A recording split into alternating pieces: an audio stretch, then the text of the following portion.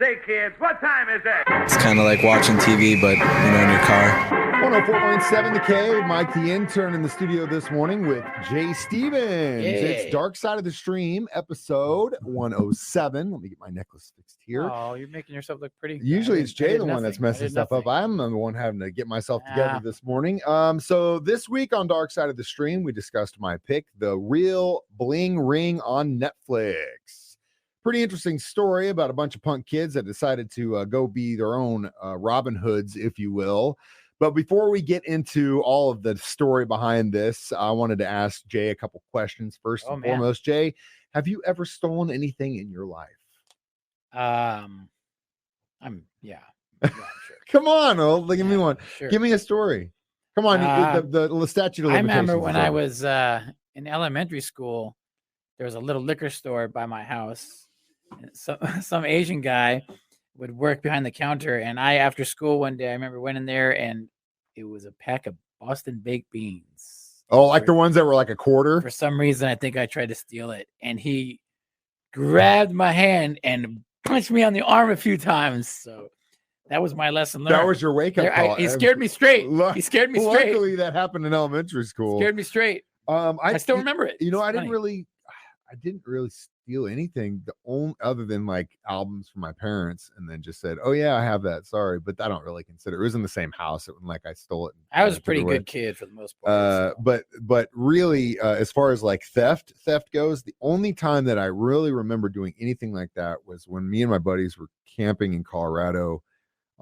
When I was around 17 or 18, we went to Rocky Mountain National Park in the middle of December to camp for a week. I would not suggest doing that unless you're absolutely prepared. It was horrendous, and I almost died. Oh, no. But before we went into the forest, we stopped in Boulder for a day, and we went into this shop. It was one of these hippie shops and like a bunch of Sherpa stuff and like, this guy was sweating us. Like, we just were like walking around. He was just on us. So because we were so mad, he wouldn't leave us alone. We all just swiped something from his store. Oh no! Everyone took something, and I still have the sheepwool hat I stole from that guy in my collection. Yeah, I know, which I'm not proud of it. Nowadays, I just steal lots of hearts. That's what he does. All right, so dad joke 101. This story talks about some kids in California that.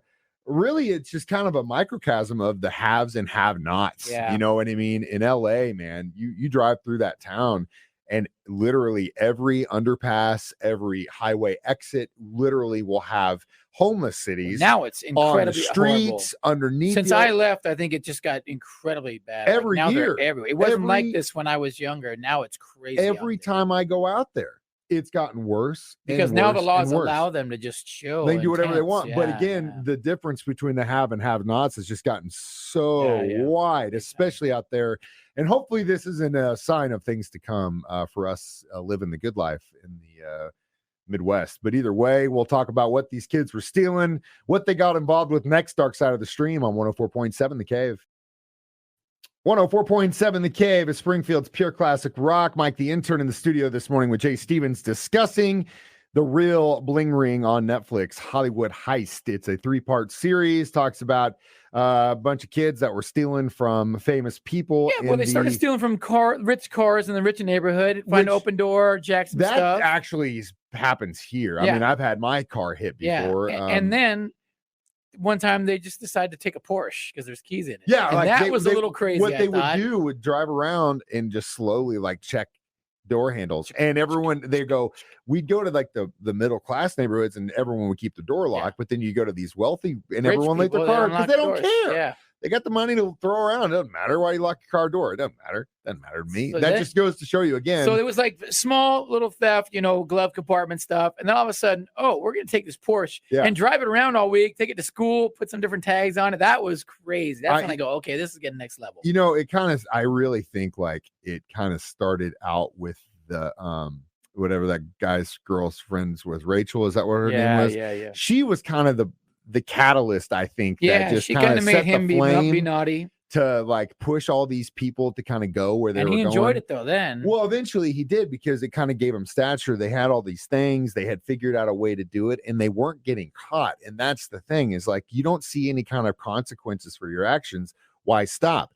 Again, these kids were not super wealthy or well off, and they lived in Calabasas. Is that how you say it? Calabasas is the rich area. They lived on the other side. Yeah, we're not so rich. Which middle that class. You can't even imagine. I mean, that's where the It's Kardashians just a live hill out different. there. Yeah, over the hill, a 10-minute drive difference in money level. But I really liked how the directors of this kind of set it up to where when they were talking about certain neighborhoods, they'd have a real estate agent come in and show you.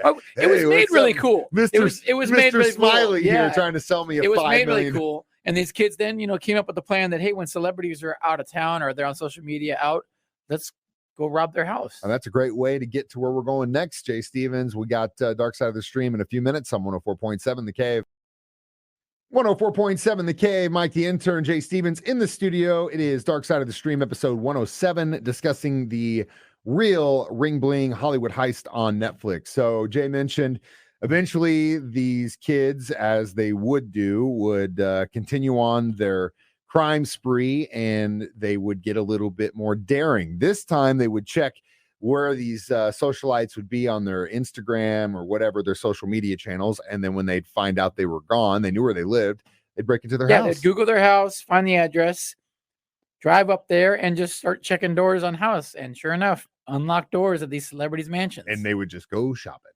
No problem. But they were good at first because they would go in the closet, find old purses, take the money out of old purses, which you got coats with money in them. You don't know that money's there. You act like that's a normal thing, dude. Yeah, I know exactly where my money is, and there's none of it in my wallet. I'll pull out an old jacket and I'm like, oh, there's $100 in here. Didn't know that was in there. I wish I had that problem, Jay. But and so they were taking stuff that wasn't like noticeable. Yeah. So it wasn't noticed until then they got to a house where they actually found quite a bit of money and quite a bit of jewelry. Yeah, and they took a lot of stuff. And they eventually would pay the price for this. But they were robbing Paris Hilton's house, Orlando Bloom, all these big stars' homes. And they were wearing their clothes. Yeah, then they'd wear the clothes.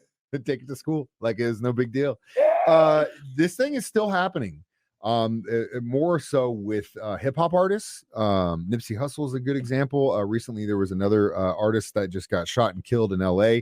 Someone tweeted or shared a story on Instagram. They were out having chicken and waffles at a place. Yeah, Roscoe's. And literally there are guys in gangs that follow some of these rappers' girlfriends on social media. Yeah. And when they find out where they are, they go after them. Because they're wearing a house on their wrist, $500,000 house around their neck. So they say, hey, shout out, we're over here at this, kind of a place in the hood. Roscoe's is a place in the hood, We're here with the real people having dinner in the hood, and then gangs show up and that's over something you're wearing around your neck. Yeah. It's unbelievable. Which goes back to the basic premise of if you're going on vacation, you don't post it. You don't post where you're going. Yeah. I don't even say that I'm leaving vacation until I come back. I'm like, hey, I was gone. Point, I don't even post pictures of my kids on Facebook and stuff because it's just not. I'm in a weird position here where crazy girls like to show up at my shows. Well, that's your own problem, and you've dug your own grave there. With 2 shovels. I dug my own grave with 2 shovels. Maybe you should be taking your shirt off so much, Jay Stevens. But the thing is, like, it's so sad that you have to be that, like, looking into it from a perspective of like, well, if I tell someone I'm here and I've got, $500,000 around my neck, I'm a target. And so, it's twofold. The other thing is, I just don't get, I get it. It's from a stature thing. And, you got the money, you want to flaunt it. But dude, like the smartest guys are the guys that have the money. And they have the money, but they don't. Ones with the most money, yeah. Don't be flaunting nothing. No. And again, it just doesn't make any sense to me. But again, I collect records and I don't have any bling. Per se, I've got a silicone ring around my finger, for Christ's sake. But eventually these kids would get busted. Some of them would serve time for what they did. Not a whole lot, though. I think they kind of got a slap. Well, because the whole trial turned into a reality show as well. Yeah, I think so. Hollywood got their hands on this thing, and they were like, "Oh my god, this would make." Some of the kids involved. They started doing a reality show because they wanted to be famous. The mom wanted fame and fortune for her and her kids. I felt bad for that. It was girl, a little man. wacky, that family. Yeah, and her and so the trial became televised, and then the people involved in the trial kind of like that fame too, like the district attorneys and stuff. In the TV lawyers, show. One guy was in the movie. The cop that did the arresting actually was in the movie. They're like, what's going on? The lines are getting blurred. So I think at that point, the judge is like, okay, you guys are all whacked out. Let's just get this. Get this done. And they got off pretty easy, I feel, for what they did because they stole millions of dollars worth of stuff. Oh yeah. Theft over 500 is a felony or something like that. And I mean, how many felonies did they actually commit? But then then when it came down to them making a movie about this story, the Bling Ring movie, Paris Hilton let them film in her house where the stuff took place. Well, because how did she get famous? Famous for just being the sake of famous. So and that's the problem. There was a point of the documentary when it started getting real boring because it was like, okay, cool, we know what's going on. It was made the really story well. part is the best part. It got stretched out a little long, but then at the end, I was like, oh, this is just now, classic Hollywood nonsense, like classic LA, everybody's fake BS. We will find out what that is next. Dark Side of the Stream on 104.7 The Cave.